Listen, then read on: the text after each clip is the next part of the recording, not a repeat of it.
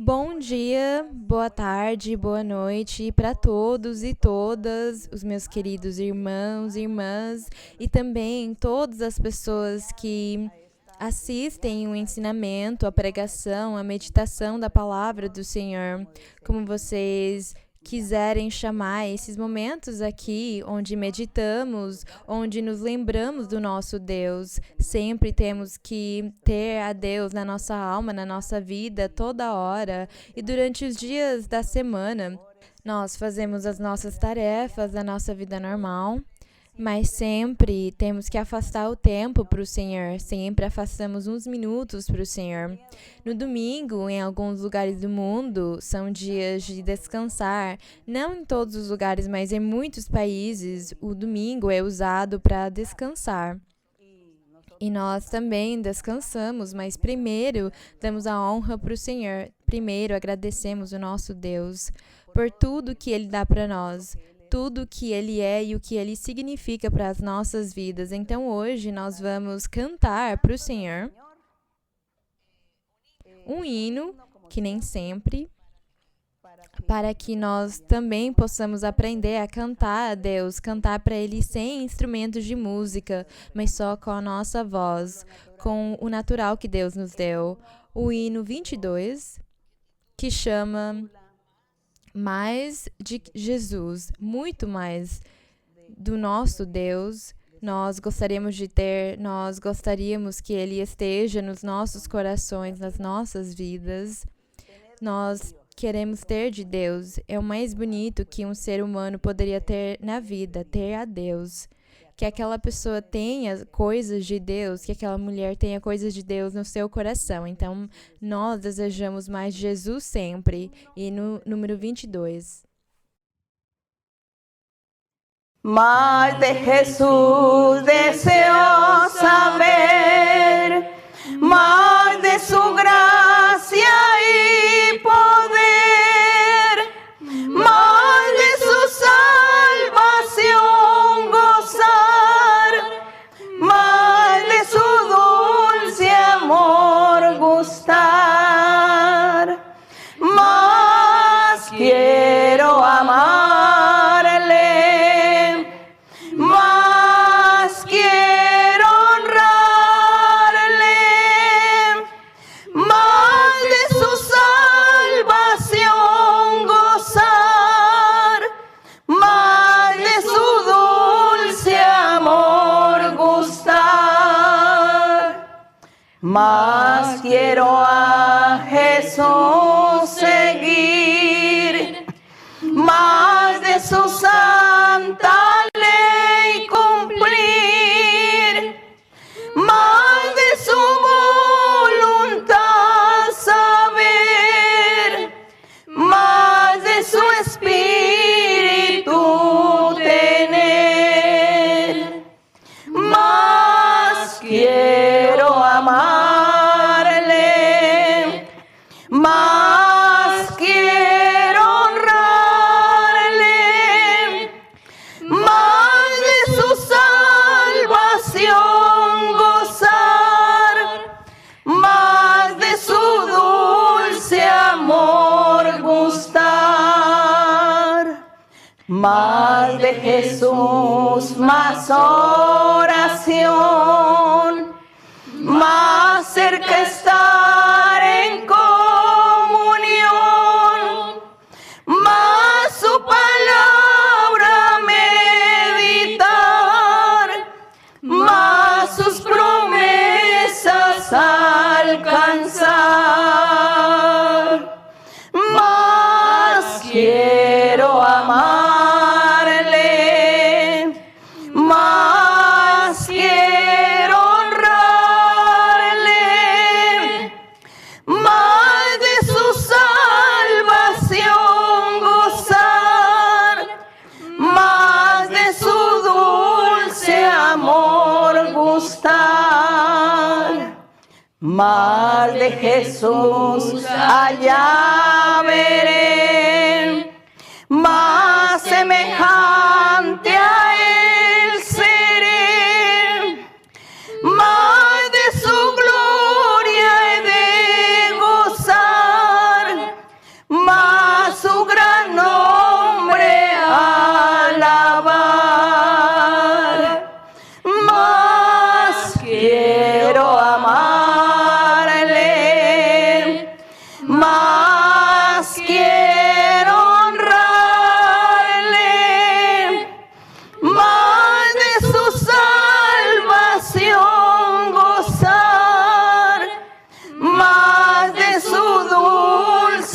amor gustar. A glória e a honra sejam para o Senhor. Agradecemos o nosso Deus. Nós cantamos um pouco alto, mas tudo bem. Temos que malhar a nossa voz. E eu conto para vocês, irmãos, irmãs, e todos os nossos espectadores, amados e queridos, que hoje nós vamos fazer uma meditação, uma reflexão ao respeito do Espírito Santo. E é porque pediram para mim. Em alguns e-mails pediram para mim que explicasse como que o Espírito Santo se manifestava na antiguidade e como ele se manifesta agora no Evangelho. Porque eles ouvem o ensinamento e no Evangelho do Senhor Jesus se manifesta o Espírito Santo. E eles pensam, mas nós lemos também no Antigo Testamento que falava do Espírito de Deus. Então, qual é a diferença? Ou como nós poderíamos diferenciar as funções do Espírito de Deus, do Espírito Santo, na Antiguidade e depois a manifestação, depois no Evangelho do Senhor Jesus, depois de Cristo, que faz mais de 2000 anos a palavra dele está sendo pregada. Eles perguntam qual é a diferença mesmo. Os irmãos, as irmãs da igreja já conhecem o ensinamento. Então, talvez este ensinamento seja para as pessoas mais novas, as pessoas que têm estado conosco durante esse tempo, ouvindo os ensinamentos e querem aprender. As pessoas novas, recentes, elas também querem aprender porque com certeza ainda não ouviram o ensinamento. Então, hoje, vamos desfrutar o ensinamento de como diferenciar uma coisa da outra para ficar claro e que nós também possamos evangelizar, possamos falar para as pessoas, possamos ensinar para as pessoas, possamos pregar ao respeito do reino dos céus, ao respeito do evangelho. E qual é a diferença que tem entre a lei de Moisés, entre o povo antigo, que foi dado tudo por Deus, todos os mandamentos, e a diferença que tem no Evangelho de Cristo, os dois métodos de salvação, porque teve um método de salvação na antiguidade, que foram os mandamentos do Senhor, a lei de Moisés. E o Senhor disse para Moisés, fala para o povo que todos os que cumprirem os meus mandamentos e as minhas leis vão ter a vida eterna. O povo falhou, o povo não correspondeu com Deus, ninguém cumpriu os mandamentos dele. Então Deus rejeitou eles e mudou o seu plano. E o método de salvação mudou. E então, por causa disso, ainda na antiguidade, o Senhor preparou também, por meio dos profetas, ele preparou também o seu novo plano para o futuro, onde ele ia enviar o Salvador, o Cristo. Ele ia enviar ele para que ele pudesse fazer um povo santo, um povo que louvasse a Deus e cumprisse com os mandamentos de Deus. Por causa disso, ele chamou aquele plano do Evangelho de Cristo, do novo método de salvação, do segundo método de salvação. E esse é o único método que existe. O método do Evangelho de Cristo, as boas novas, o Salvador, o Messias, acreditar nele, acreditar no Cristo, no enviado de Deus, porque ele ia salvar sim, ia formar o seu povo santo perfeito, a sua igreja perfeita. E ele ia enviar o Espírito Santo. Ele sempre falou, eu vou enviar o Espírito Santo. Mas é que também no Antigo Testamento nós temos a promessa de Deus, porque Deus ofereceu, ele prometeu que ele ia enviar o Espírito Santo no futuro. Então, é isso que muitos, às vezes, não conseguem entender. Eles pensam, mas no Antigo Testamento, Deus também enviou o Espírito de Deus. E os homens, os grandes profetas de Deus, eles eram guiados, conduzidos pelo Espírito de Deus. Então, a diferença está no método de salvação. E também vamos falar que no Antigo Testamento nem todos tinham o Espírito de Deus. Não eram todos que recebiam o Espírito de Deus, eram só algumas pessoas, os profetas. Os profetas, eles tinham o Espírito de Deus, mas não era uma coisa constante que ficava dentro deles. O Espírito de Deus vinha e pegava eles para eles darem uma profecia. Era quando eles tinham que falar diante do rei, fazer algum trabalho do Senhor. Aí o Espírito de Deus vinha sobre eles e era o jeito que Deus falava. Mas Deus prometeu para o futuro, depois de Cristo, que Ele ia enviar para todos, desde o menor até o maior. Todas as idades iam desfrutar da presença do Espírito Santo nas suas vidas, nos seus corações. Uma coisa diferente daquela que acontecia no Antigo Testamento, daquilo que aconteceu. Então, é isso que nós hoje vamos ler e analisar para conseguir diferenciar. E desse jeito vamos aprender tanto sobre Deus e depois vamos saber onde que nós estamos e vamos conseguir ter convicção e segurança, porque quando nós aprendemos sobre Deus, acabamos tendo muita convicção e segurança nele. Então, vamos começar. Eu nem vou ler tanto a Bíblia, porque o assunto é muito comprido, seria muitas horas, mas eu vou falar só de pessoas importantes. Por exemplo, o sonho de José. José, o filho de Jacó. Jacó teve 12 filhos e o seu filho caçula, pela inveja dos seus irmãos, José, ele foi vendido para o Egito e ficou lá. E lá no Egito, Deus deu para ele uma parte do seu poder, do seu espírito, e deu para ele a capacidade de interpretar os sonhos. E lá, José interpretou os sonhos de algumas pessoas lá no Egito, e até mesmo do rei. E aquilo levou ele a ser o segundo no reino, a ter a segunda maior posição no reino. Foi a bênção que Deus deu para ele. Então, Deus deu sonhos também para José e revelou para ele nos seus sonhos que ia chegar um dia onde o pai dele, a sua mãe e os irmãos dele iam se ajoelhar diante dele e iam honrar ele. E essas coisas se cumpriram. Ele falou com ele em sonhos e lá no Egito deu para ele o poder de interpretar os sonhos. Deus fez isso com o José. Lá temos a manifestação do Espírito de Deus em José. Então, essa manifestação, nós vamos comparar ela também com a manifestação que nós temos no Novo Testamento, depois de Cristo, ou no Evangelho do Senhor. Uma outra manifestação que tem é quando Deus falou com Jacó em sonhos. Diz na Bíblia que Deus falou com Jacó em sonhos e visões. E falou com ele ao respeito do futuro que Deus tinha preparado, que ele ia fazer um povo, que dele ele ia fazer um povo para que aquele povo vivesse em santidade e só fosse para a glória e o louvor de Deus. Ele sonhou, ele viu em sonhos uma escada, anjos que subiam e desciam da escada e ela chegava até os céus, e ele viu Deus lá sentado num trono. Todas aquelas manifestações Jacó teve e Deus falou com ele em sonhos e visões. E esses aí foram momentos, era só por momentos, não era o tempo todo que Deus falava com ele em visões e sonhos, era só às vezes. Então, nós temos aí essa experiência, essa manifestação do Espírito de Deus na antiguidade, o jeito como ele se manifestou para as pessoas, para determinadas pessoas, porque não era para qualquer pessoa individual a manifestação do Senhor.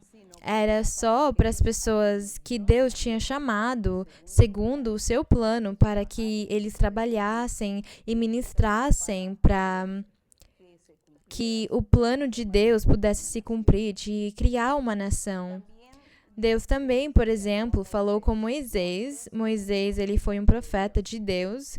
E como profeta de Deus, ele tinha o Espírito de Deus. E Deus falava com ele face a face. Como? Moisés, ele ouvia a voz de Deus, não em sonhos, nem em visões. Ele via, na realidade, assim como eu estou falando assim com vocês, eu estou falando, bem, vocês estão atrás de uma tela, mas aqui tem algumas pessoas comigo, e aquelas pessoas, elas estão me vendo e ouvindo. Com Moisés e Deus diz que tinha uma nuvem no meio deles que cobria Deus para Moisés não enxergar o rosto de Deus, mas ele ouvia a voz dele.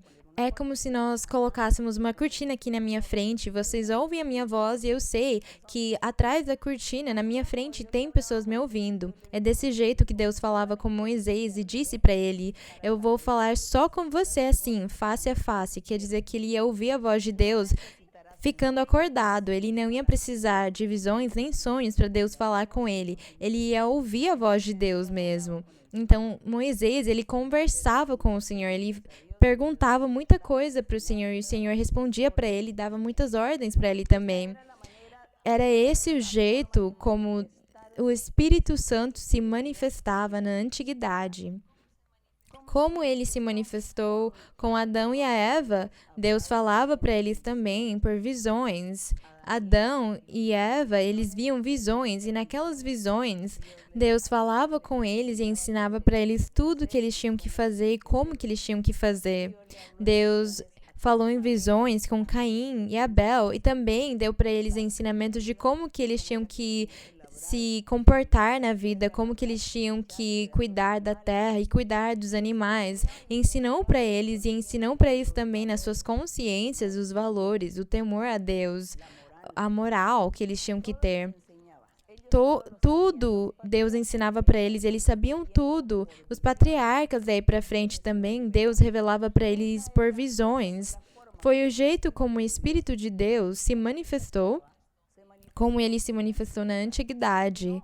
E não foi com todas as pessoas, não eram todos que tinham esse privilégio. Só Adão, a Eva, as pessoas mais importantes, os patriarcas como Metusalém, Enoque, Enós, Cainã, Malaleel, todos eles que foram patriarcas na antiguidade, Noé, Deus falou com eles por visões. E depois vem Abraão, Deus também falou com ele com visões. E desse jeito, essas pessoas, porque Deus tinha o plano maravilhoso dele, falou com eles por visões e sonhos. Então era esse o jeito que o Espírito se manifestava. Ninguém falava em línguas, ninguém impunha as mãos, nem profetizava. Não tinha imposição das mãos por cura, nem por liberdade de feitiços. Não tinham interpretação de línguas, não tinham discernimento, eles não tinham nada daquilo. Deus só dava uma visão para eles e falava com eles. Ou Deus entrava no profeta, possuía o profeta, e o profeta ele começava a profetizar e dar as profecias do que Deus tinha para o povo, para o futuro também. Era esse o jeito que o Espírito de Deus se manifestava na antiguidade. Nós temos aqui também Josué 1. Vamos abrir a nossa Bíblia em Josué. Eu esqueci de falar para vocês se sentarem. Vocês estão em pé ainda? Bem, acho que não.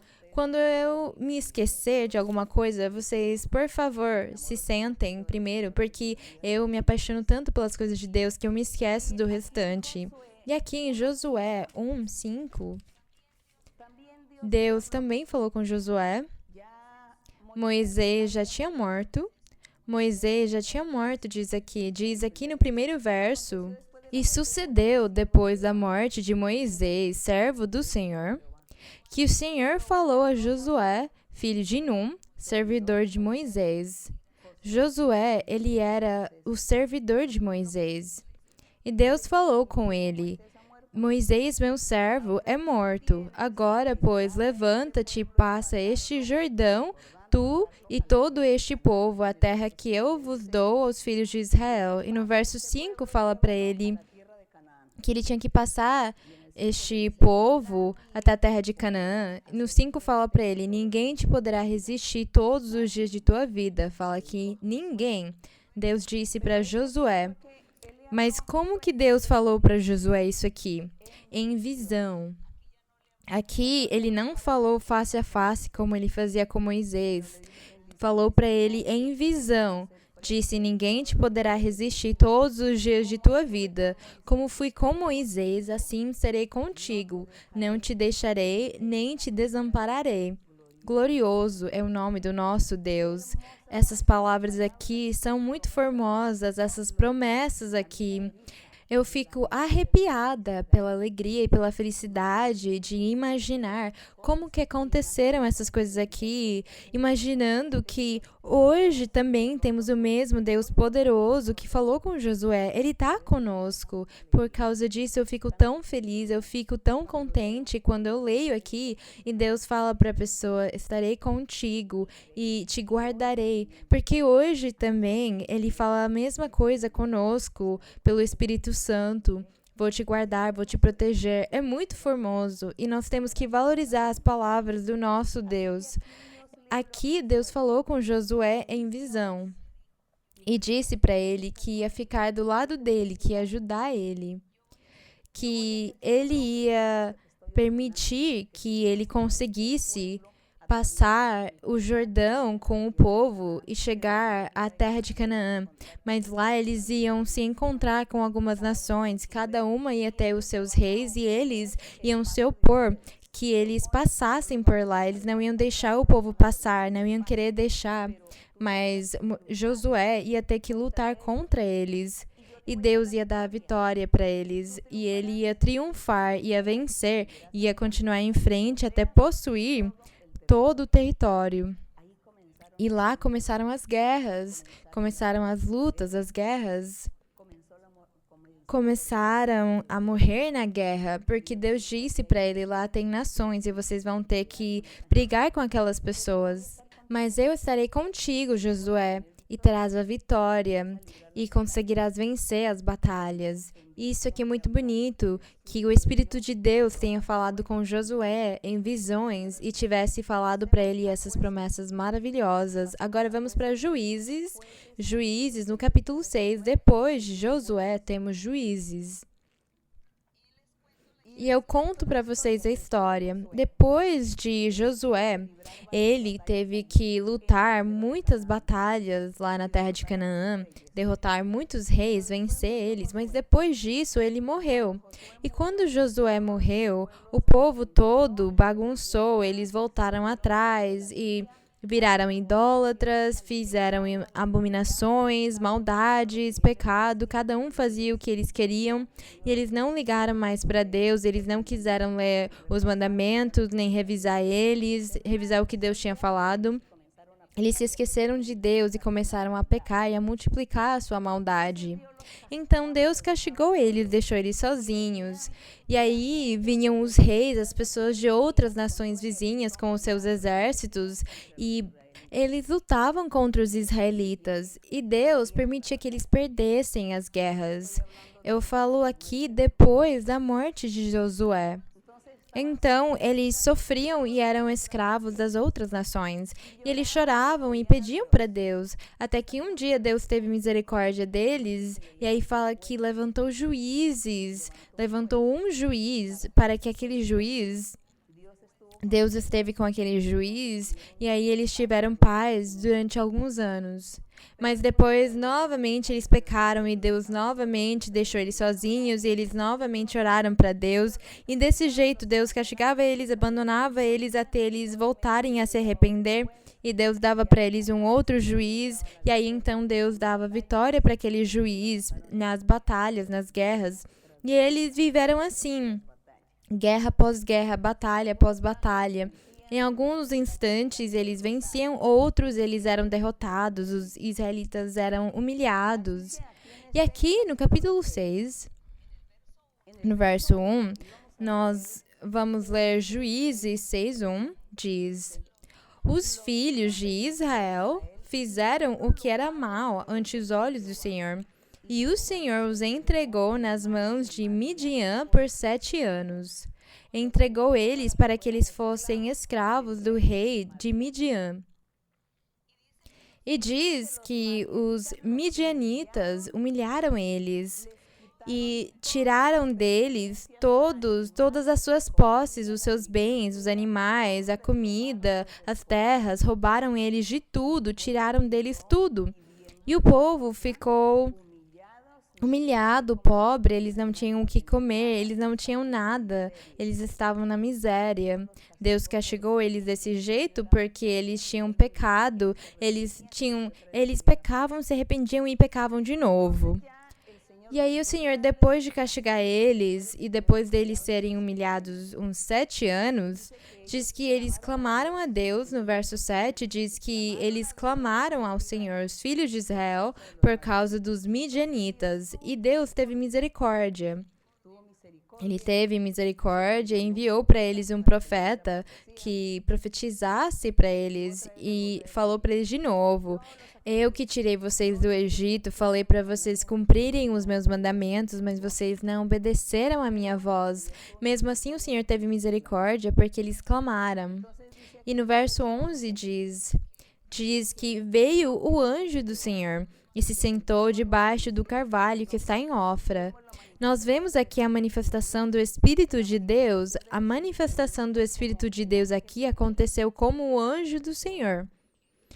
O anjo do Senhor, nós já demos um ensinamento ao respeito do Messias, do Salvador, do ungido, e que o Senhor no futuro ia enviar o Cristo. Ele é o anjo do Senhor. Ele trabalhou como o anjo do Senhor na antiguidade. E é por causa disso que nosso Senhor Jesus disse para todos que ele esteve com o povo na antiguidade, mas ninguém reconheceu ele, porque ele trabalhou como o anjo do Senhor. E o Espírito de Deus é a mesma coisa. Então diz, veio o anjo do Senhor e se sentou debaixo do carvalho. Não vamos nos esquecer que estamos estudando a manifestação do Espírito de Deus na antiguidade. O Espírito de Deus aqui no anjo do Senhor, ou Messias, o Salvador, o Cristo no anjo do Senhor. É a mesma coisa. E diz aqui que aquele carvalho era de Joás, Abiesrita, e seu filho Gideão estava malhando o trigo no lagar para escondê-lo dos midianitas. Ele disse, eu vou esconder o pouco trigo que nós temos, porque depois vamos ficar sem comer, porque eles vão roubar de nós. E diz aqui no verso 12, e o anjo do Senhor lhe apareceu e lhe disse para Gideão, o Senhor está contigo, varão esforçado e valente. O anjo do Senhor falou para ele, mas ele estava vendo uma visão, ele estava vendo visões, porque ele não podia, na verdade, falar com Deus face a face. Era numa visão aqui que estava acontecendo isso aqui. E o anjo do Senhor apareceu para ele e disse, o Senhor está contigo, varão esforçado e valente. E vocês sabem o que Gideão respondeu para ele? Disse, Senhor meu, se o Senhor está conosco, por que nos sobreveio tudo isso? E onde estão todas as suas maravilhas que nossos pais nos contaram, dizendo, não nos fez o Senhor sair do Egito? E agora o Senhor nos desamparou e nos entregou na mão dos midianitas. Ele ficou se lamentando. Ele se queixou com o Senhor, reclamou diante do Senhor. E no 14, o Senhor disse para ele, virando-se para ele, lhe disse, vai nessa tua força e salvarás Israel da mão dos midianitas. Não te enviei eu? Quer dizer, eu estou te enviando, sou eu quem vai te dar o poder, sou eu quem vai te dar a faculdade, eu que estou te ordenando, eu estou te respaldando, o meu Espírito vai estar contigo. O Espírito de Deus ia estar com Gideão para salvar Israel da mão dos midianitas. Então, ia começar mais uma guerra, mas nessa guerra eles iam triunfar, porque Gideão era o seu líder. E ele estava com Deus, ele tinha o Espírito de Deus, porque desse jeito foi prometido para ele pelo Senhor. E o Senhor que ordenou ele fazer esse trabalho. E no verso 16 disse, o Senhor lhe disse, certamente eu estarei contigo, e derrotarás os midianitas como se fossem um só homem. Ele ia derrotar eles. Glória ao nosso Deus, que aconteceu desse jeito mesmo. Gideão venceu e ele conseguiu ganhar a batalha. Ele que ganhou a batalha porque Deus deu o triunfo para ele, porque Deus prometeu para ele. Foi essa a manifestação de Deus em Gideão. Não é que todas as vezes Gideão estava cheio de Deus, mas era só nos momentos da guerra, da batalha, da luta. Deus esteve lá e deu a vitória para ele, e ele triunfou. Então é desse jeito que o Espírito de Deus se manifestou naquela época, o jeito que aconteceu com todas aquelas pessoas. E aqui no capítulo 6, no verso 13, nós já lemos, no verso 25, diz: aconteceu que na mesma noite lhe disse o Senhor. Ai, calma, nós estamos em Juízes, não é? Juízes 6, no verso 25. Não, Juízes 13, 25, irmãos. Juízes 13, 25. No mesmo livro de Juízes, no capítulo 13, no verso 25, nós temos uma outra pessoa. Outra pessoa importante, que foi o Sansão. Nós ouvimos falar das histórias de Sansão, o homem forte. Dele, as pessoas têm feito muitos filmes, muitas novelas, filmes, desenhos, HQs, bonequinhos, figurinhas, como quiserem chamar nos diferentes países, e falam dele como um homem forte, o homem corajoso, Sansão. O que aconteceu com Sansão? Ele estava ainda na época dos juízes, os juízes que governavam Israel. E a cada vez que tinha um juiz, se aquele juiz tinha graça e fazia o que era bom diante de Deus, Deus ficava com ele, respaldava ele e protegia o povo. Mas, se o juiz fazia o que era errado diante de Deus, Deus se afastava dele, o Espírito de Deus abandonava ele e também o povo acabava sofrendo as consequências porque eles também estavam pecando. Eles constantemente pecavam. Então, aqui, no capítulo 13, fala sobre... No 1 diz: os filhos de Israel voltaram a fazer o que era mal. O que vocês acham disso? Os filhos de Israel voltaram a fazer o que era mal. Depois deles viverem experiências formosas junto com o Gedeão, eles se esqueceram. Gideão, ele morreu e se passaram os anos e eles se esqueceram de Deus e voltaram a pecar. Os filhos de Israel voltaram a fazer o que era mal ante os olhos de Deus, e o Senhor os entregou nas mãos dos filisteus. Não foi mais dos midianitas, mas dos filisteus, por 40 anos. Irmãos, 40 anos. Deus castigou eles como escravos para eles serem humilhados 40 anos pelos filisteus, os inimigos deles. E desse jeito, eles estavam sofrendo as consequências pela sua desobediência. Eles começaram a sofrer as consequências daquilo que nós lemos, as consequências por eles terem desobedecido a Deus, porque se eles iam para a guerra, eles iam perder e eles iam ser humilhados, iam morrer, iam ser sacrificados. Deus disse aquilo. E aquilo se cumpriu neles, tudo que era mal, nada do que era bom que o Senhor tinha prometido para eles nas bênçãos se cumpriram. Só se cumpriram as maldições, porque eles só pecavam e pecavam. Então diz aqui que naquela época, quando eles ficaram 40 anos escravos e humilhados pelos filisteus, de repente Deus teve misericórdia, porque eles duraram 40 anos. Ele teve misericórdia porque eles começaram a orar e a pedir para Deus e se humilhar diante do Senhor para perdoar eles, porque eles estavam sofrendo demais pelo jeito forte que os filisteus tratavam eles. E então Deus disse: tudo bem, eu vou levantar mais um juiz, um outro juiz para salvar vocês dos filisteus. E foi assim como Deus colocou os seus olhos no Sansão. Primeiro foi nos seus pais, porque diz que os pais de Sansão, a mãe dele, era uma mulher estéril. E ela viu em visão aqui no verso 3, do capítulo 13 de Juízes, no verso 3 diz: a mulher disse: havia um homem de Zorá, da tribo de Dan, que se chamava Manoá, e sua mulher era estéril e nunca havia tido filhos. Apareceu o anjo do Senhor a esta mulher e lhe disse: Eis que tu és estéril e nunca tiveste filhos, mas conceberás e darás à luz um filho. Então era para ela se preparar. Agora, pois, não bebas vinho, nem licor, nem comas coisa imunda. Ela tinha que se preparar, porque aquele filho que ela ia ter ia salvar o povo de Israel das mãos dos filisteus. E a mulher diz aqui que ela foi embora muito assustada, muito preocupada. Ela chegou onde o marido dela e contou para ele a experiência daquilo que o anjo do Senhor tinha falado para ela, daquilo que ela tinha visto. E ele disse para ela: mas onde que você viu aquilo? Me leva. E os dois foram lá. E quando ele chegou, o anjo do Senhor também se apareceu para ele.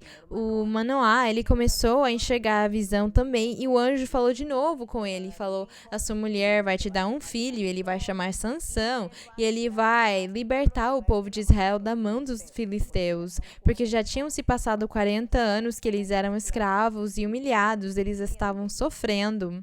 Então, a mulher, ela ia ter que se abster de comer e beber aquilo que o anjo tinha proibido para ela, porque ele ia ser um nazireu para o Senhor. Ele não ia conseguir cortar o cabelo, ele não podia beber vinho, nem cidra, nem comer animais imundos e mais algumas coisas. Ele tinha que cumprir e obedecer aqueles mandamentos. E Manoá disse: sim, Senhor, faremos o que tu ordenaste. E então diz aqui que Manoá, ele fez um sacrifício para oferecer para o anjo do Senhor, porque ele achou que era um homem normal. Ele realmente achou que era um homem normal e ele estava nessa experiência, naquela experiência espiritual, ele fez um sacrifício para oferecer para o anjo do Senhor. Ele não comeu, mas ele abençoou eles e disse para eles que ia abençoar eles.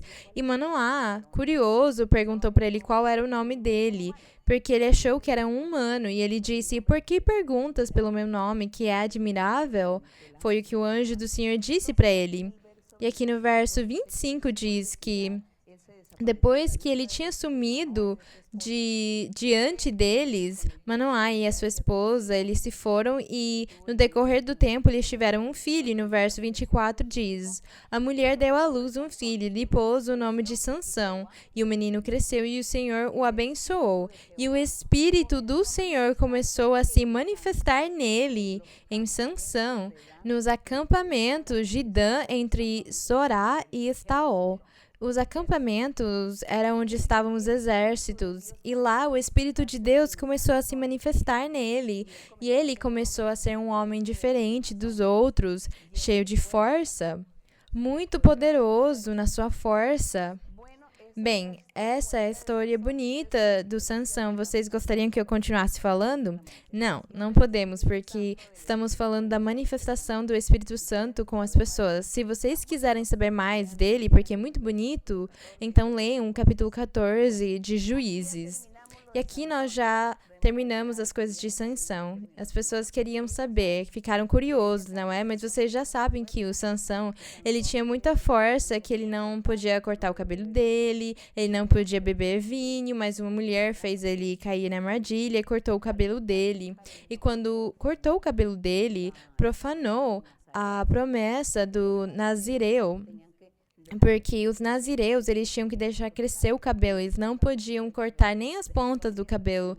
Eles tinham que ficar assim até que eles morressem, ou, se fosse temporário, só por algum tempo. Porque tinha nazireus que eram até toda a vida, até a morte, como aconteceu com Sansão e João Batista. Eles foram nazireus até a morte deles. Mas outros faziam voto de nazireu só por uns 7 anos, se eu não me engano, por algum tempo. E Sansão, o voto dele era para sempre.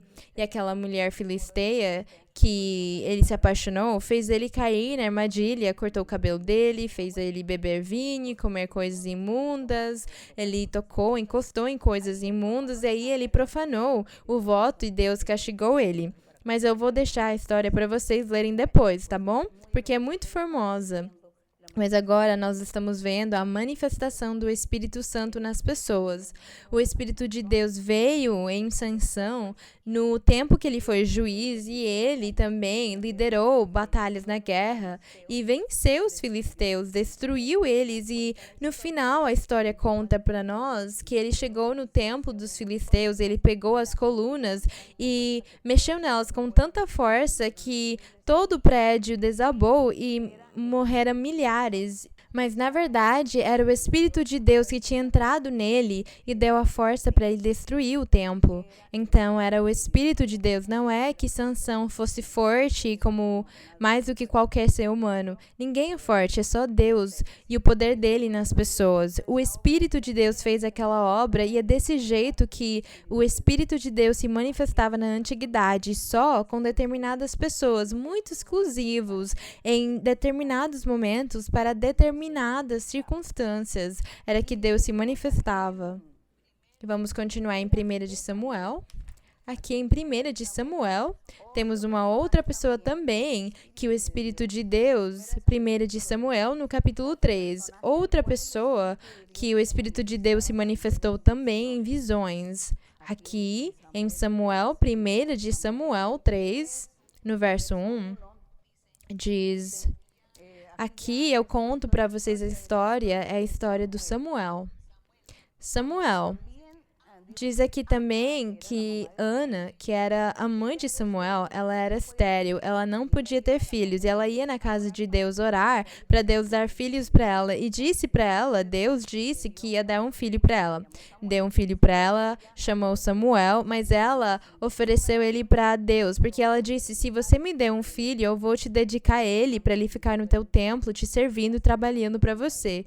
E daí nasceu Samuel e ele morava no templo. E naquela época, o sumo sacerdote que tinha, naquela época, era o Eli. O sumo sacerdote Eli. E ele tinha uns filhos. E os filhos dele faziam o que era mal diante dos olhos de Deus. Olhem que Eli, ele era o sumo sacerdote e ele deu bom exemplo para os seus filhos, ensinou para eles o caminho de Deus, mas os filhos dele cresceram e viraram rebeldes, teimosos e queriam fazer a vontade dele, se afastaram do caminho de Deus. Eles se afastaram mesmo, eles pecaram e fizeram o que era mal, e Deus ficou enraivecido. Mas Deus queria que Eli tivesse dado bronca neles, pelo menos tivesse tirado eles do lugar do trabalho que eles tinham no templo. Deus esperava que Eli expulsasse eles, falasse para eles, tudo bem, se vocês quiserem viver a sua vida, então saiam daqui. Mas ele não fez. E eles ficavam no templo comendo daquilo que Deus tinha permitido para os sacerdotes comer. E ele se enraiveceu com Eli, porque ficou pensando por que ele fica tolerante do pecado deles, deixa eles ficarem comendo daquilo que é dos sacerdotes, mas os filhos dele não são dignos. Foi isso que Deus pensou do Eli, e por causa disso ele também ficou enraivecido contra Eli, o pai desses meninos, desses moços rebeldes. E Samuelzinho, a criança, o filho da Ana, ele morava no templo e diz aqui que uma noite ele estava dormindo e ele ouviu uma voz que chamava ele Samuel, Samuel, e ele achou que era o sacerdote que chamava ele. E ele falou, você precisa de mim? E aquilo aconteceu umas 3 vezes e o Eli falava para ele, mas eu não te chamei. E aí ele falou, eu acho que é Deus, deve ser o Senhor que está chamando o Samuel. Então falou para ele, da próxima vez que eu te chamar, fala, eis-me aqui, eu estou aqui, Senhor. Por que você precisa de mim? Fala assim para o Senhor. E diz na Bíblia que ele fez isso. No capítulo 3, no verso 1, diz, o jovem Samuel ministrava ao Senhor na presença do sacerdote Eli, e a palavra do Senhor era escassa. Diz aqui a palavra do Senhor. Vocês sabem qual era a palavra do Senhor? Quer dizer que não tinham profetas. Não tinha profetas. Porque Deus falava por meio dos profetas. O Espírito de Deus falava por meio dos profetas. E no tempo do Samuel e do Eli, diz aqui que tinha pouca palavra do Senhor, não tinha profetas, porque o povo tinha continuado pecando e pecando, e eles continuavam pecando, e o Sansão já tinha morto, e alguns outros juízes também tinham mortos. Até teve uma mulher que foi juíza, ela chamou Débora, era juíza em Israel, e ela também governou 40 anos o povo de Israel. Aquela mulher, aquela juíza, e diz na Bíblia que ela fez o que era bom diante de Deus. E aí, quando morreram os juízes bons, o povo continuava pecando. E no momento que o Samuel nasceu, o povo estava pecando. Por causa disso, diz, a palavra do Senhor era escassa naqueles dias. As visões não eram frequentes. Deus não tinha se manifestado ao povo. Não tinha profetas, não estava dando para eles visões. E diz aqui que é por causa disso que quando Eli estava deitado nos seus aposentos e Samuel estava dormindo, eles passaram pela experiência de Deus chamar ele. E quando aconteceu pela terceira vez, explicou para ele o que ele tinha que fazer, e no verso 10, Samuel já sabia o que falar, porque Eli disse para ele que quando ele ouvisse aquela voz, Samuel, Samuel, ele fizesse isso. E no verso 10 diz, veio o Senhor, parou e chamou, como das outras vezes que já tinha acontecido, Samuel, Samuel. Então Samuel disse, fala, porque teu servo ouve. E o Senhor disse a Samuel, eis que eu farei uma coisa em Israel, e todos que a ouvirem, seus ouvidos tinirão. Essa aqui é uma profecia que o Senhor disse para o Samuel. Disse, eu farei uma coisa em Israel, e quem ouvir o que eu vou fazer em Israel vai ficar espantado, seus ouvidos tinirão. Os dois ouvidos vão ouvir aquela notícia e vão se espantar, ouvindo o dia mau que estava se aproximando para o povo de Israel, porque estava vindo um dia mau para o povo de Israel. Viria a destruição total para os israelitas, para as pessoas que moravam em Jerusalém ou na Judá. Aquilo aconteceu. Aquilo aconteceu muitos séculos depois, com o exército do rei da Babilônia, quando ele destruiu a Jerusalém e o templo. Mas aqui Deus já tinha anunciado aquilo para o Samuel. Ele disse, eu farei uma coisa em Israel. E também aqui no verso 12 diz, naquele dia eu cumprirei contra Eli todas as coisas que disse sobre sua casa, do início ao fim. Mostrarei que eu julgarei sua casa para sempre, pela iniquidade que ele sabe, porque seus filhos blasfemaram contra Deus e ele não os impediu. Portanto, jurei à casa de Eli que nunca lhe será expiada a iniquidade, nem com sacrifícios, não ia perdoar ele.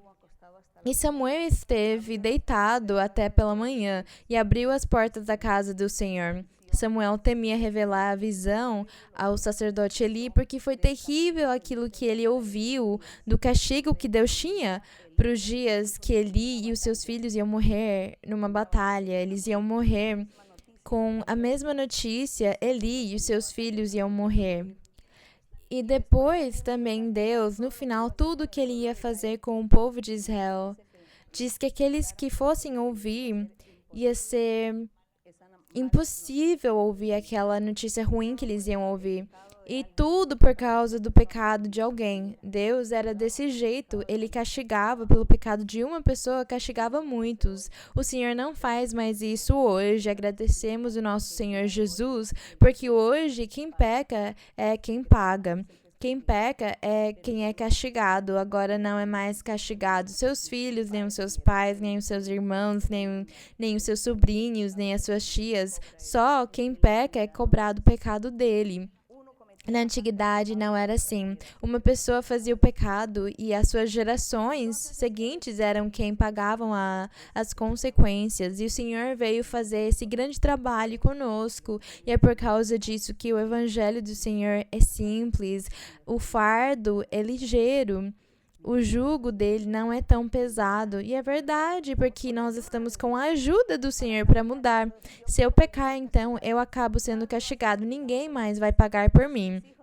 Meus filhos, meus netos, meus bisnetos, se eles pecarem e fizerem alguma falta, o Senhor não vai cobrar de mim. Ele vai cobrar deles, quem fizeram as coisas. É desse jeito o evangelho do Senhor Jesus. E agradecemos Ele, porque cada um de nós sabemos o que temos que fazer. Tomamos cuidado, então, e tentamos andar bem diante do Senhor. Então, aqui nós estamos falando da manifestação do Espírito Santo para as pessoas. Nós vemos aqui como Deus esteve com o Samuel. Samuel virou o sumo sacerdote e ele também foi profeta de Deus. Ele foi profeta e sumo sacerdote e juiz também. Teve todos esses cargos na sua época. Samuel teve todos esses trabalhos no povo de Israel. Então, desse jeito, o Espírito de Deus se manifestou e Deus esteve com ele, respaldando e apoiando ele em tudo, dando para ele a inteligência e a sabedoria para fazer todas as coisas. Foi essa a manifestação do Senhor com ele. Aqui nós temos uns outros exemplos da manifestação do Espírito de Deus. Por exemplo, com os reis. Depois que passaram os juízes, que tiveram os juízes em Israel, na época de Samuel, o povo de Israel pediu um rei. E falaram para o Samuel, nós queremos rei em Israel, nós queremos um rei como todas as outras nações têm um rei, nós também queremos um rei. E o Samuel disse, não peçam rei, porque Deus é o nosso rei, Ele é o nosso rei, é Ele quem vai governar vocês, quem vai reinar no meio de vocês. E eles disseram, não, nós queremos um rei que nem as outras nações. Então Deus disse para o Samuel, dá para eles um rei. E aí eles chamaram o Saul, ele foi o primeiro rei em Israel. Samuel ungiu o Saul como rei em Israel, e quando ungiu ele, Saul... Diz na Bíblia que Saul tinha sido ungido como rei em Israel e diz que Deus mudou o coração dele, de repente mudou o coração dele e naquele momento ele virou rei. Ele teve um coração de rei, teve pensamento de rei, atitude de rei. Saul não teve que estudar uma profissão, não teve que se formar 5 anos estudando para ser rei, porque Deus preparou ele de um dia para o outro, mudou o coração dele e fez a mente dele virar uma mente de rei para conseguir governar Israel. E a história também conta para nós que Saul, ele estava no meio de profetas e todos os profetas estavam profetizando e ele chegou lá e ele também começou a profetizar. Então Deus mostrou para Saul que o Espírito de Deus também ia estar com ele em alguns momentos da sua vida para ajudar ele a governar e a liderar as guerras, porque eles ainda estavam em guerra. Eles tiveram muitas guerras com outras nações. Então, nós vemos lá a manifestação do Senhor com Saul. O Espírito Santo dentro da pessoa, possuindo ela, para que as coisas dessem certo e fossem fáceis. Depois de Saul, nós sabemos que Saul foi mal diante de Deus e ele perdeu bênçãos. E aí veio o rei Davi depois do Saul. E Davi, ele fez o que era reto diante de Deus, ele foi perfeito, porque ele não foi idólatra. Ele fez a vontade do Senhor de um certo jeito. Então, diz a Bíblia que o Espírito de Deus vinha em Davi. E desde jovem, o Espírito de Deus sempre esteve com o Davi. Ele cantava para Deus, ele tocava a harpa e cantava salmos para ele. Criava os salmos e a música e glorificava e louvava a Deus. Ele virou rei e Deus ficou com ele e o Espírito de Deus ficou com ele. E por causa disso, deu tão certo o reino dele. O reinado dele foi de 40 anos, se eu não me engano, e a Bíblia diz que o povo ficou bem, o povo de Israel ficou bem durante o reinado dele, porque Davi foi um bom rei, ele foi um homem de Deus, e o povo se deu bem enquanto ele reinou.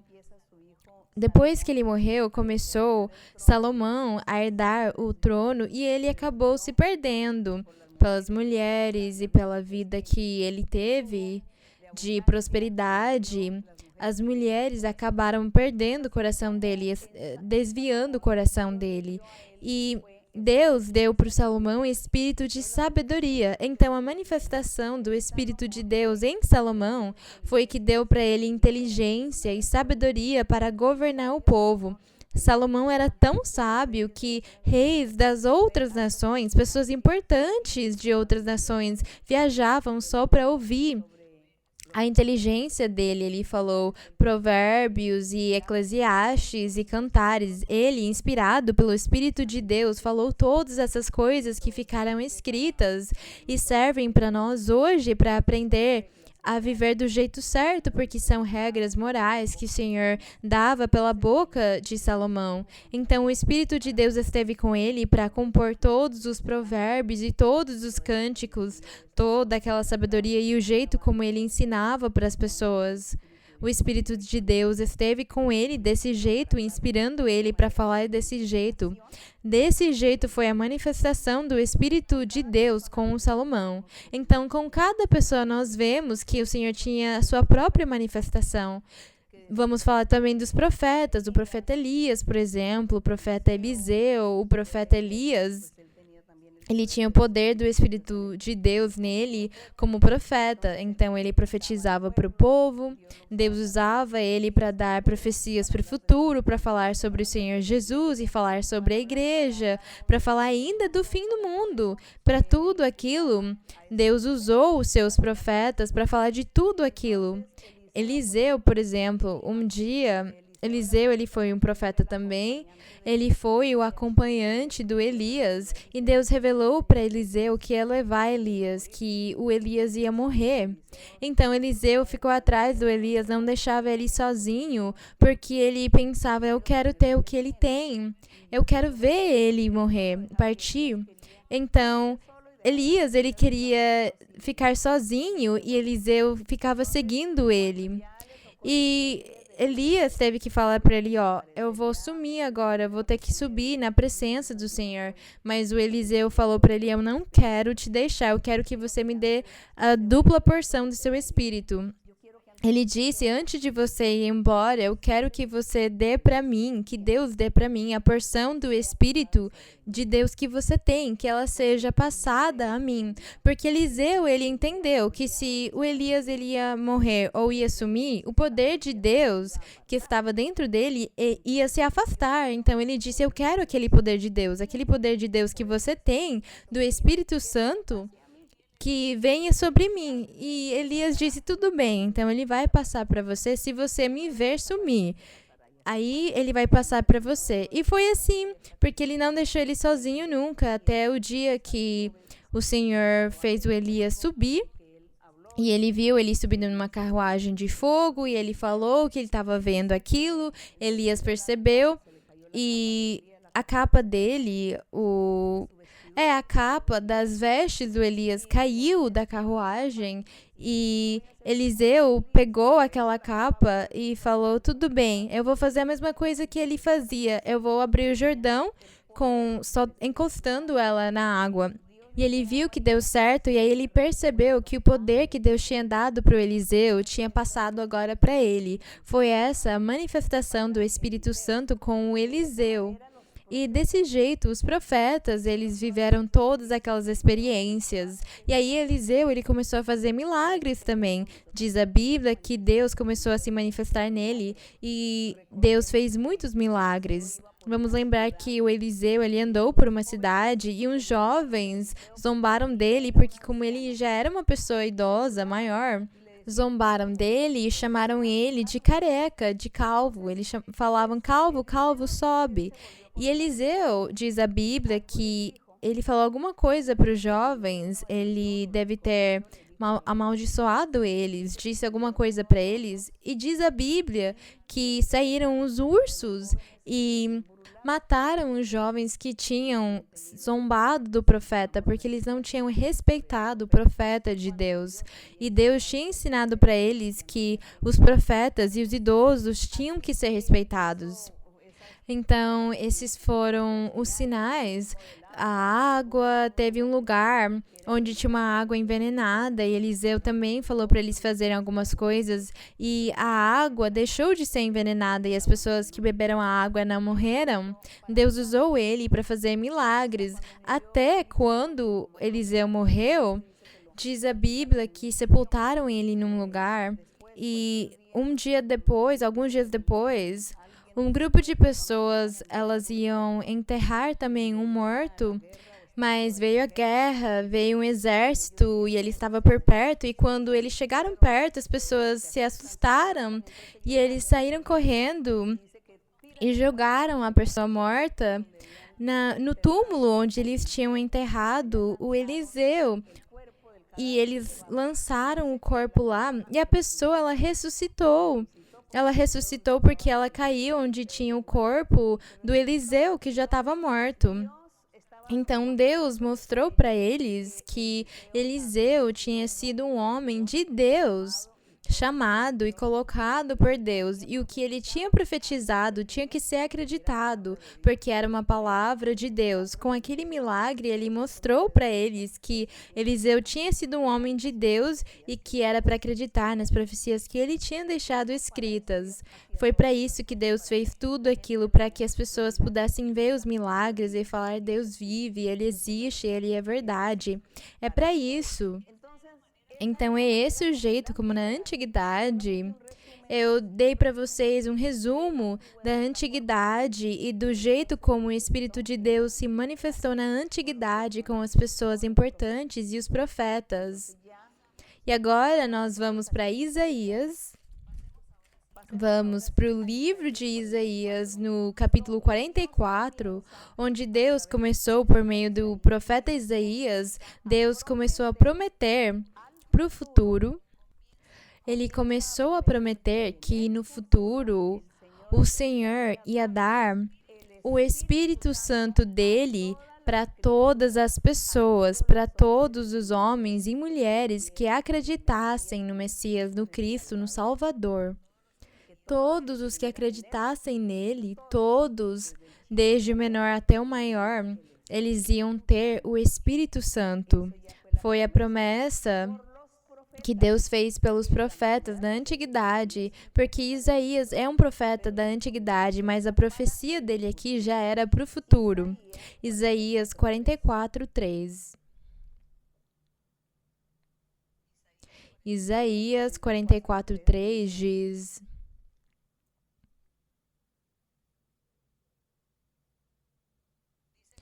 Diz aqui no verso 3, no 1 diz: Agora, não obstante, escutai Jacó, ou Israel, é a mesma coisa, meu servo, e tu, Israel, que é a mesma coisa que Jacó, a quem eu escolhi. No verso 3 diz: Porque eu derramarei, no futuro, águas sobre o terreno seco e rios sobre a terra árida. Aqui fala do coração dos homens, o coração dos seres humanos sem Deus, sem o Espírito Santo. O coração das pessoas que ficava vazio, porque eles só viviam no pecado, sem Deus e sem esperança. E o Senhor fazia uma promessa para o futuro. Ele diz: Eu derramarei águas, que é o Espírito Santo, sobre o terreno seco, aquele coração que não tinha nada de Deus, e rios sobre a terra árida. Rios, água, a palavra do Senhor, o Espírito Santo sobre a terra árida, o coração do homem sem Deus. Derramarei meu Espírito sobre tua descendência, diz aqui. Que Deus ia derramar o Espírito deles sobre as gerações deles. Aqui o Senhor, Ele estava fazendo aquela promessa que a minha bênção sobre o que nascer de ti, a tua descendência é aquilo que nasce de alguém. Falava para o futuro, falava para a época do Messias, do Cristo, quando ele fosse se manifestar. ele ia derramar o Espírito Santo dele. Aqui, vamos continuar em Ezequiel, que é uma outra promessa do Espírito Santo. Ezequiel 36. Ezequiel 36. O verso 27, uma outra promessa para o futuro. Quando o Messias fosse se manifestar, o Cristo, o Salvador, o Redentor, diz aqui no verso 26, diz, no 25, espalharei sobre vós água limpa, e ficareis limpos de todas as vossas imundícies. Aqui fala da palavra do Evangelho do Senhor Jesus, e de todos os vossos ídolos vos limparei. Também darei a vós um coração novo e porei um espírito novo. Percebam que ele está falando do Evangelho. Darei a vós um coração novo e porei um espírito novo dentro de vós. Tirarei de vossa carne o coração de pedra e vos darei um coração de carne. E porei dentro de vós meu espírito e farei que andeis em meus estatutos e guardeis meus preceitos e os colocarás em prática. Aqui fala sobre o Evangelho do Senhor Jesus e a manifestação do Messias, do Cristo. Deus estava se referindo àquilo, fazendo promessas sobre o Espírito Santo e como ele seria no futuro. Agora vamos para Joel. No capítulo 2, Joel, no capítulo 2, no verso 28, é uma promessa também para o futuro. Joel foi um profeta que profetizou ao mesmo tempo que o profeta Isaías, e ele profetizou também sobre o futuro quando viesse o Redentor, o Salvador, o Messias, o Cristo. A promessa que Deus ia fazer para o futuro, que é o Evangelho de Cristo. E diz no verso 28, Joel, no capítulo 2, no verso 28, e depois disso derramarei meu espírito sobre toda a carne, sobre todos os seres humanos. E profetizarão vossos filhos e vossas filhas, vossos anciãos sonharão e vossos jovens terão visões. Foi essa a promessa. E também sobre os servos e sobre as servas derramarei meu espírito naqueles dias, naquele futuro. Isso aqui foi a promessa divina do Senhor. E então, agora vamos ler aqui, quando apareceu já o Messias, agora vamos uns séculos mais para frente, quando o Messias realmente apareceu na terra, o Cristo. Em Mateus 31, apareceu já o Senhor, já era o futuro que os profetas da antiguidade tinham falado. Aqui nós temos o Salvador falando. Mateus, no capítulo 3, no verso 11.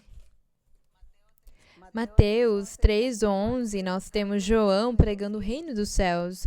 João pregou para as pessoas se prepararem, se arrependerem, porque atrás dele vinha um Salvador, que ele não era digno nem de desatar as sandálias dos pés dele, que era para eles prepararem o coração. No verso 11 diz, eu na verdade vos batizo com água para arrependimento, mas aquele que vem depois de mim, cujas sandálias não sou digno de levar, é mais poderoso que eu. Ele vos batizará com o Espírito Santo e com fogo. O que quer dizer que na antiguidade ninguém tinha sido batizado com o Espírito Santo e com fogo. Ninguém foi batizado. Na antiguidade, o Espírito Santo de Deus só vinha e pegava a pessoa e inspirava ela para fazer as coisas, mas só isso, ou provocava ela para fazer o trabalho que tinha que fazer. Mas aqui fala sobre batizar, é um batismo com o Espírito Santo e com fogo. E agora vamos para João 7.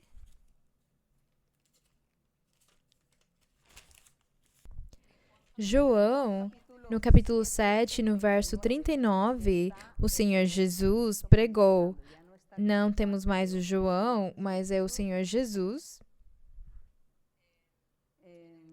no verso João 7:39. Ai, eu estava olhando para Lucas, me perdoem, por favor. Por causa disso que eu não estava achando o verso. É João 7:39. O Senhor Jesus aqui, ele pregou e disse, no verso 37, disse: No último e grande dia da festa, Jesus pôs-se em pé e clamou, dizendo: Se alguém tem sede, venha a mim e beba. Quem crê em mim, como diz a Escritura, de seu interior correrão rios de água viva. Isso disse do Espírito Santo, diz aqui, do Espírito que receberiam os que crescem nele. Pois o Espírito Santo ainda não fora dado, porque Jesus ainda não fora glorificado. Então, vocês percebem? O Espírito Santo veio quando o Senhor Jesus, ele foi glorificado e subiu aos céus. Veio o Espírito Santo para batizar os crentes em Cristo Jesus, batizar aqueles que acreditassem no Senhor Jesus. Uma manifestação completamente diferente das experiências que os antigos viveram. Uma coisa diferente. Então, essa aqui é a etapa, a era que nós estamos vivendo, a era do Espírito Santo, a manifestação dele. E aqui no capítulo 14 de João 14, no verso 17, o Senhor Jesus fez uma promessa para eles e disse: Se me amais, guardai os meus mandamentos, e eu rogarei ao Pai e vos darei outro Consolador para que esteja convosco para sempre. Ele não disse que era só por um tempo, por 100, 200 anos. Ele disse que era para sempre, que o outro Consolador seria dado pelo Senhor Jesus. Eu rogarei ao Pai, diz aqui. E no 17 diz: O Espírito da verdade, ao qual o mundo não pode receber, porque não o vê, nem o conhece, mas vós o conheceis, porque habita convosco e estará em vós. E no verso 26 diz: Mas o Consolador, o Espírito Santo, a quem o Pai enviará em meu nome, ele vos ensinará todas as coisas e vos fará recordar tudo que eu vos tenho dito. Essa aqui era a obra do Espírito Santo, a obra do Consolador, muito diferente da obra que o Espírito de Deus fez na antiguidade. Então, agora vamos para o cumprimento do que nós fomos ler no livro de Joel, que o Senhor disse que no futuro as pessoas iam receber alguma coisa. Em Atos, no capítulo 2, nós vamos achar o cumprimento das promessas que o Senhor fez para o futuro, depois do Salvador, depois do Messias, depois de Cristo, quer dizer, no Evangelho do Senhor Jesus. Em Atos 2:4, nós vamos achar que diz: Quando chegou o dia de Pentecostes, no verso 1, quando chegou o dia de Pentecostes, que era uma festa dos judeus, estavam todos os discípulos do Senhor junto com as mulheres, tinha umas 120 pessoas no aposento alto, todos eles estavam reunidos louvando a Deus, e de repente veio do céu um som, como de um vento impetuoso que soprava, e encheu toda a casa onde estavam assentados, e lhes apareceram línguas como de fogo que, repartindo-se, pousaram sobre cada um deles, e todos foram cheios do Espírito Santo e começaram a falar em outras línguas, segundo o Espírito lhes concedia que falassem. Foi essa a manifestação, foi esse o cumprimento da promessa que Deus fez com os profetas, que no futuro ele ia enviar o Espírito Santo dele, aquilo que diz em Joel que ele ia derramar do seu Espírito sobre toda a carne, quer dizer, sobre todas as pessoas, homens e mulheres. Hoje, todos têm o direito de receber o Espírito Santo. Aliás, todos têm o dever de buscar o Espírito Santo. Temos que buscar o Espírito Santo, todos temos que buscar. Aqui, hoje, não é mais como na antiguidade, que tinha só certas pessoas que Deus chamava, os profetas. Hoje é para todos, homens e mulheres. Derramarei do meu Espírito sobre toda a carne, e vossos filhos e vossas filhas profetizarão. É essa a manifestação de agora do Espírito Santo, que é muito diferente da manifestação do Espírito Santo na antiguidade. É essa a diferença. E agora, correndo, vamos para 1 de Coríntios 12.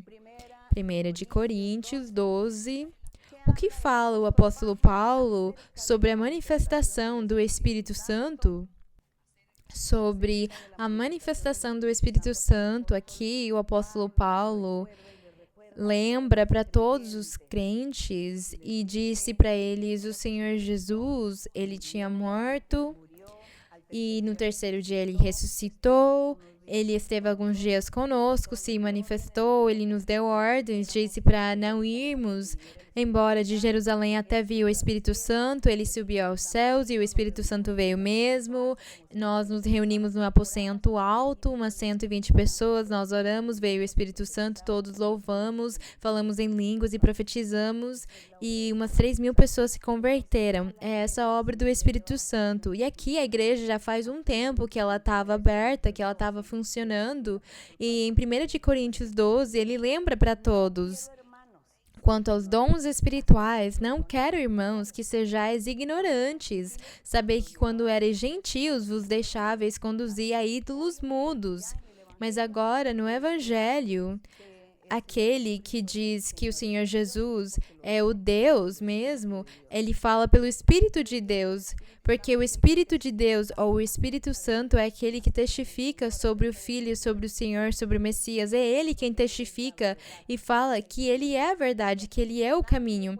Então, ninguém pode chamar o Senhor Jesus Senhor se não for pelo Espírito de Deus que inspira ele, que faz ele reconhecer que Jesus é o Senhor.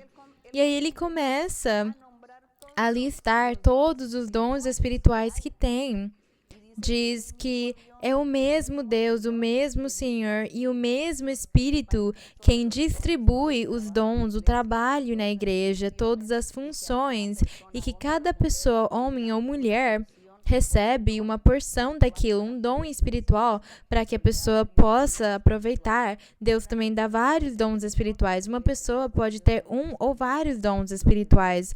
Vai do que Deus quiser dar para as pessoas. Então, esse é o trabalho do Espírito Santo hoje. E diz que o Espírito Santo dá dons, para uns dá o dom da sabedoria, aqui no 8, outros recebem o dom de conhecimento, o dom de fé, o dom de curar, o dom de fazer milagres, o dom da profecia, que é o dom principal e o maior dom, o dom da profecia, que é aquele que nós ministramos na nossa congregação. E aquele que nós pedimos para Deus nos permitir abrir as igrejas para que vocês possam desfrutar do dom da profecia, que é tão maravilhoso. É o Espírito Santo falando pela boca dos filhos de Deus, dos crentes dele.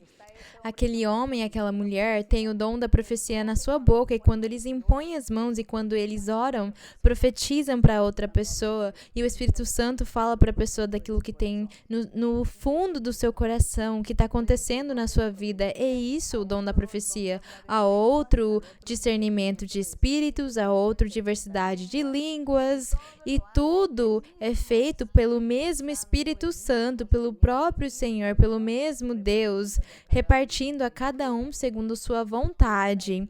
É essa obra maravilhosa do Espírito Santo. É isso que hoje nós vivemos, e por causa disso, todo homem ou mulher que se converterem ao Evangelho verdadeiro do Senhor Jesus tem que acreditar e tem que pedir o Espírito Santo, porque eles têm que ser batizados com o Espírito Santo. Ter o batismo com aquele fogo, porque diz a Bíblia que o Espírito Santo, que o Senhor Jesus batiza com fogo. Temos que buscar esses dons maravilhosos, porque é aquilo que sustém a nossa vida espiritual. Os dons espirituais, a manifestação de Deus hoje é o que faz as igrejas crescerem, faz uma igreja crescer.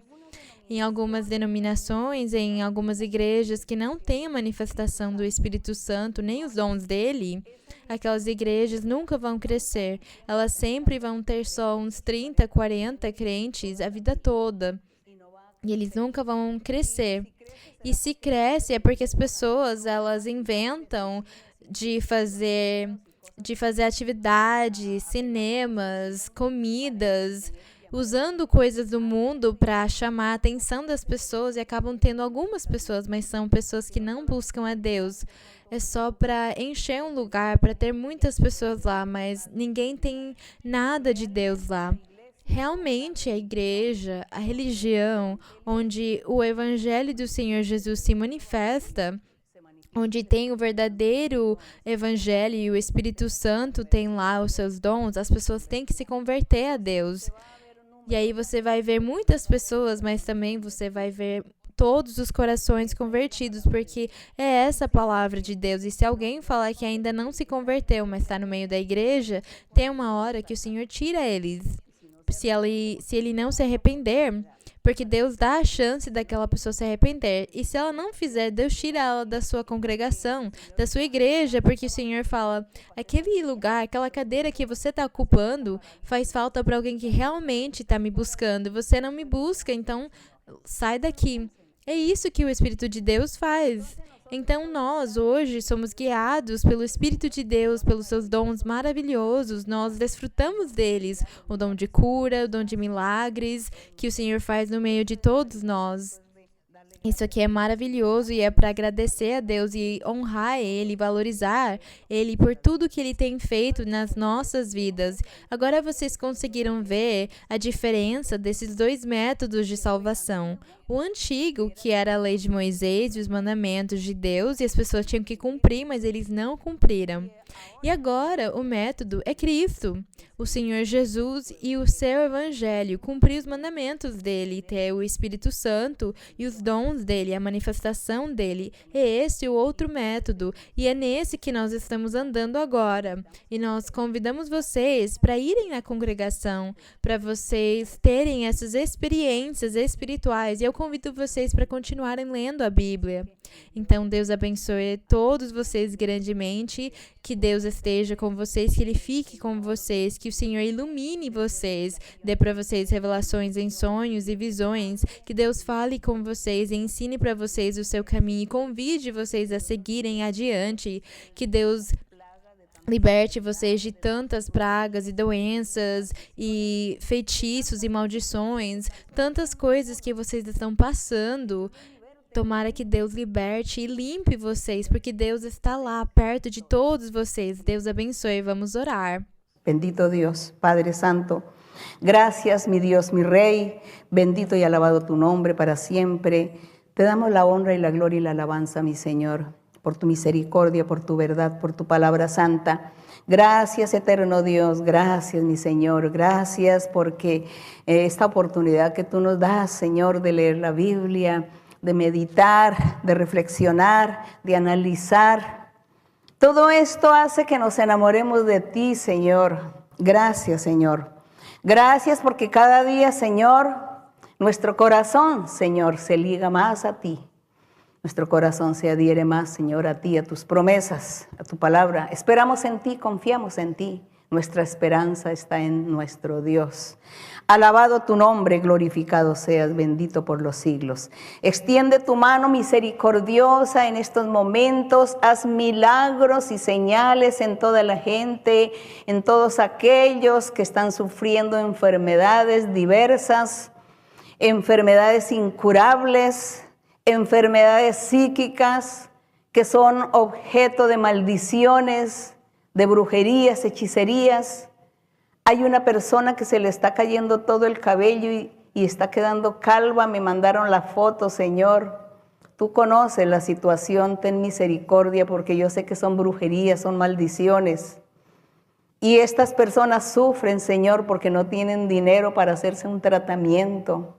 Te pido, mi Padre, que tu amor y tu misericordia sean movidos con estos seres, y que tú extiendas tu mano y seas sanándoles, libertándoles, quitando las brujerías y las hechicerías para que vuelvan a recuperar su cabello, para que vuelvan a ser sanos, porque hay personas enfermas de la piel que tienen cicatrices y tienen como si fuera lepra que tuviesen en su piel.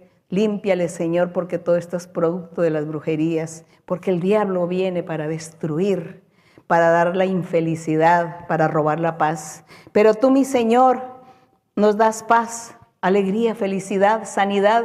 Ten misericordia de estos seres. Ellos no han entendido tus caminos hasta ahora, están escuchando. Señor, ten misericordia. Dale la oportunidad. Dale la oportunidad para que ellos sean felices como nosotros somos felices contigo. para que ellos tengan esa paz que sentimos, mi Señor.